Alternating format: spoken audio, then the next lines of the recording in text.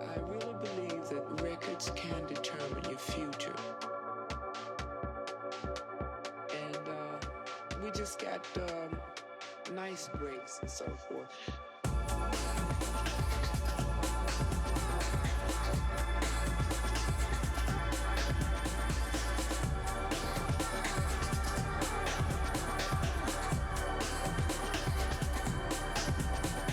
I guess the shop really is an extension of like my interest in music. All we really try and do here is make it like a place we would like to shop in if we were going looking for records.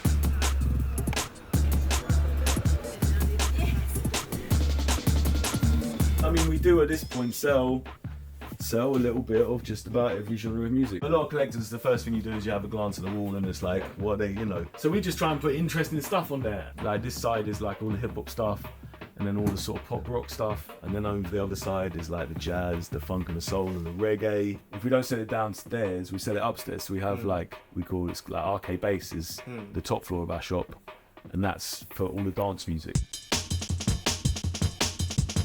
It wasn't actually me who started it. It was a guy called David Samuel who started it. Yeah. It used to be called the Rare Kind Gallery. Yeah. And it was a graffiti shop that sold a few records. It was like, sold paint and did customized t-shirts. I think we moved in 2006, so we're coming up on 20 years. And originally the gallery was downstairs and the record shop was upstairs. It's hard to make a record shop work. I love it when we have new releases that I like, or from artists that I like, believe in, or I'm a fan of. Like this is a JME record. He was here and did like a pop-up shop here. Yeah, I really enjoy putting people onto new music that I like and maybe doing my own tiny little bit to keep the whole thing moving. I mean, I think the fact that like physical music is still a thing in 2025 is kind of crazy, right? There was a point in like 2006, 2007, an awful lot of music didn't come out on vinyl. It did look at those points that like it was maybe gonna just come down to like those die-hard collectors that had always collected, and the vinyl market was gonna be very small and eventually shrink to nothing. I mean, what I would say is that at that point in time, we were selling a lot more secondhand. There wasn't such cool stuff coming out new, so we didn't sell so much of it. And then just at the point where it was probably at its bleakest, there starts to be a sort of interest and a resurgence, and like a new generation of labels come out, and suddenly there's quite a lot of cool, interesting independent releases on vinyl again. And now a very large percentage of stuff gets pressed on vinyl. If the biggest artists in the world are putting records out, that's a sign that records are a thing. When I first started buying records, that was the only way to get that music. If you wanted to own the music, especially with like little independent releases and stuff, the only way to do it was on a record. You know that song Back to Life by Soul to Soul? The album version of Back to Life is just a cappella. So if you wanted like the version that was #1, you had to go and buy it on a single. And then like there's a 12-inch single of that that's got an extended mix or whatever. So it's like, that was like, oh, I need to buy a record.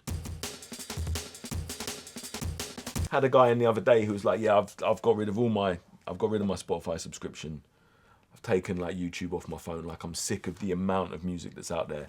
I'm just buying some tapes, and if I like the cover, I'm buying it, and it's going in the Walkman. It's a bit more of an expression of your love and commitment to the thing. If the music means something to you, then maybe you want to invest your money in it. Certainly if you're talking about like shopping in a physical space rather than online, like why are these records here? Why have I come across this old record from the 70s with this interesting cover? Like what's drawn me to it? What's made me pick it up, chuck it on the deck and like it? Like that sort of serendipity of being in a place and a time, and the sort of finite nature of finding things rather than having everything at your disposal. You take it out, you whack it on, you look at the back, you read the notes. You're probably more likely to listen to the whole thing as well. I think one of the reasons why they remain relevant is that although digital music can sound great, I don't think anyone would argue with you that like a well-made, well-mastered record on a nice system doesn't sound better. There's no doubt that like a record shop is not as central to the people's experience of music as it used to be. Everything always needs fresh blood. You need future generations to get into something. Yeah. Otherwise, what happens is you just get left with a bunch of like old people moaning about how things used to be. Music's supposed to be like energetic and fun. I always wanted this place to be a combination of both those things. So you can come and buy some cool new stuff, but you can also hunt for old stuff. The beauty of record shops was always finding stuff, hopefully at a nice price, or you might get a bit of a bargain. Like if you price everything up to the eyeballs, what reason has anyone got to come and see you? They might as well sit at home and click 3 buttons and buy the record. The hope is that like people will be like, oh, I want to go check Rarekind because they might have some cool stuff, and I might get something for a nice price. Like that's what you're aiming for, I think.